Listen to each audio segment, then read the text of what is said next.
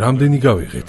350 მილიარდის იარაღი მივაწოდეთ? მიუხედავად იმისა, რომ ამ იარაღმა ჯერჯერობით ხელი შეუშალა პუტინს კიევში შესვლაში, ომში უკრაინის წაგება მაინც გარდაუვალი იყო. ისევე როგორც ევროკავშირისთვის, რომელსაც რეალურად არ უბრძოლია. მე მოვლენებს ისევ ვუყურებ, როგორც არის და სწორედ ამიტომ ვფიქრობ, რომ უკრაინამ გააჩაღა ეს ომი დონბასის ომით.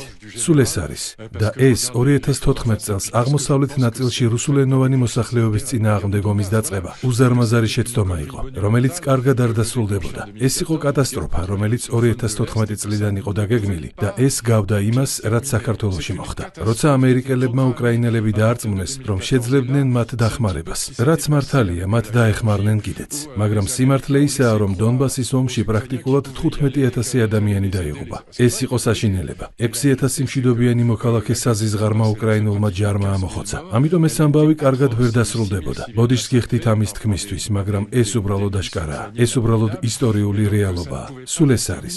ასე რომ ვიცი, რომ ეს არ მოეწონება ჩემს მორალისტ მეგობრებს, რადგან ყოველ შემთხვევაში უნდა ითქვას, რომ პუტინი ჰიტლერია. მაგრამ არა, პუტინი ჰიტლერი არ არის. პუტინი დიქტატორია. ის არის ადამიანი, რომელიც კლავს თავის ოპონენტებს. ის არის კაგებისტი, რომელსაც ვერ მოუნელებია კომუნისტური რეჟიმის სიკვდილი. ეს ყველაფერი მართალია. ის კარგი ადამიანი არ არის. ეს აშკარაა, მაგრამ ის არ არის ჰიტლერი. მას ჯერ არ მოუკლავს 6 მილიონი ებრაელი. მეორე მხრივ, უკრაინელებმა კარგად დაიწყეს. გამოიწერე და გაიგე ამბები ლიბერალური ცენზურის გარეშე.